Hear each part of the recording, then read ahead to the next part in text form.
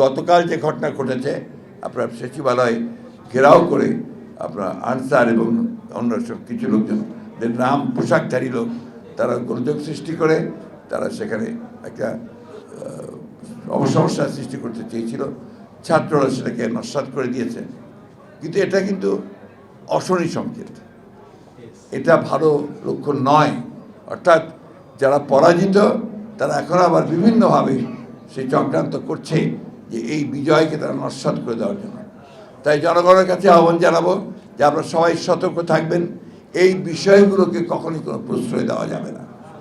আর আমি দেশের বিভিন্ন সংগঠন, বিভিন্ন প্রতিষ্ঠান যারা সমস্যা আছে সব জায়গাতেই, তাদের কাছে অনুরোধ করব যে যখন ফ্যাসিবাদ ছিল তখন তো দাঁড়াবার কথা চিন্তাও করতে পারতেন না, কথা বলার সুযোগ পেতেন না।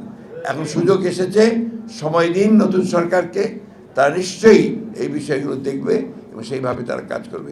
কিন্তু এইভাবে ঘেরাও করে, সচিবালয়ে ঘেরাও করে, বাধ্য করে কোনো কিছু আদায় করার চেষ্টা এই মুহূর্তে করবেন না। জনগণ সেটাকে ভালো চোখে দেখবে না। বন্ধুরা, আমি ছাত্র ভাইদের কাছে একটা কথা বলতে চাই। আমাদের এই বাংলাদেশের রাজনৈতিক ইতিহাসে সবসময় ছাত্ররাই সব পরিবর্তন করে নিয়ে এসেছে, সেই 52 সাল থেকে শুরু করে 24 সাল পর্যন্ত। এবং এই পরিবর্তনের যে মূল ধারাটা সেটা তারা সেট করে দিয়েছে।